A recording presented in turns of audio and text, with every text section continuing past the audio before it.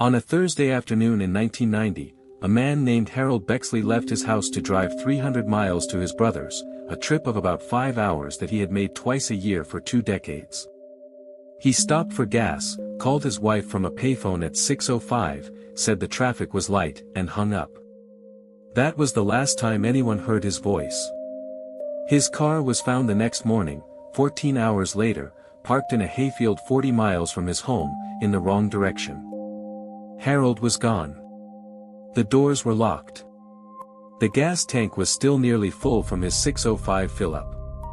And the odometer, photographed at the gas station security counter that same evening as part of a mileage rebate slip, had advanced 4,106 miles overnight, on a single tank, in 14 hours. Stay with me, because the tires had something on them, and the state lab could never say what it was, only where on earth it does not come from. Harold Bexley was 52, an insurance assessor, a man whose entire profession was noticing when stories didn't add up. He was healthy, solvent, contentedly married, and by every account looking forward to the trip, because his brother had a new boat and Harold had opinions about boats. His car was a 2-year-old sedan, well kept, with a documented service history that would matter enormously later. At 6:05 in the evening he gassed up at a station on the edge of town, and by pure administrative luck, the station was running a manufacturer's rebate promotion that required the attendant to record the odometer. The attendant walked out, read it, wrote it down, and had Harold sign the slip. The reading was 24,882. The time-stamped slip survived. It is the anchor of the whole case. Harold pulled out of the station heading east, toward his brother's, waving at the attendant. He never arrived, and at midnight his brother called his wife, and at 6 the next morning a farmer named Dwyer, checking his fences, found a sedan sitting in the middle of his hayfield, west of town, 40 miles the wrong way. There were no tire tracks in the dew-heavy grass leading to the car. Dwyer was clear about that from the first minute, and the first deputies confirmed it while the dew still stood. The grass around the car was upright and unbroken in a full circle, as if the car had been set down there. The doors were locked. Harold's overnight bag was in the trunk. His wallet was in the glove box with all its money. And the odometer read 28,988. 4,106 miles beyond the rebate slip signed 14 hours earlier. To cover that distance in that time requires an average speed of just under 300 miles an hour, sustained, without refueling, in a family sedan. The fuel gauge stood a needle's width below full. The engine, when the deputies had it opened by a mechanic, showed something stranger than damage. It showed wear. The service records put the engine's condition, 2 weeks earlier, at what the mechanic called new car spec. The engine in the hayfield, the same mechanic swore, was worn like an engine with 100,000 hard miles on it, valves, rings, bearings, all of it aged, none of it broken. The tires, near new radials, were worn to the cords.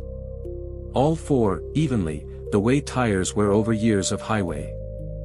Here is what the searchers could not explain, and it was found in the tire treads and wheel wells, packed into every groove that still existed.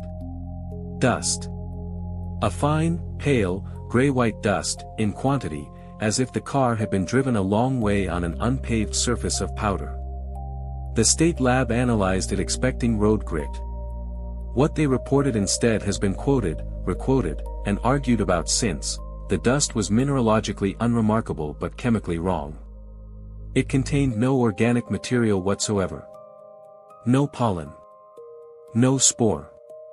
No fragment of insect, no seed casing, no bacterial trace. Soil anywhere on the surface of this planet is dirty with life.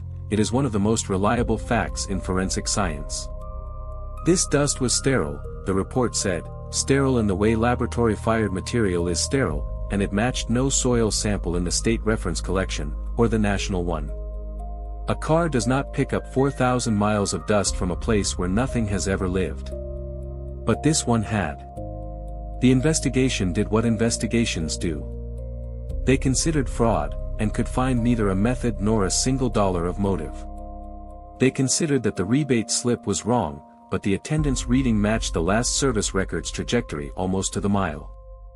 They considered a swapped car, but the vehicle identification numbers, stamped in 6 places, all matched, and the Warren engine's serial number was Harold's engine's serial number. They searched for Harold under the assumption he had walked out of that field, and the unbroken dew said no one had walked out of that field, and the dogs, given his scent at the car, circled it twice and sat down, which their handler said meant the trail did not leave. Harold Bexley was never found.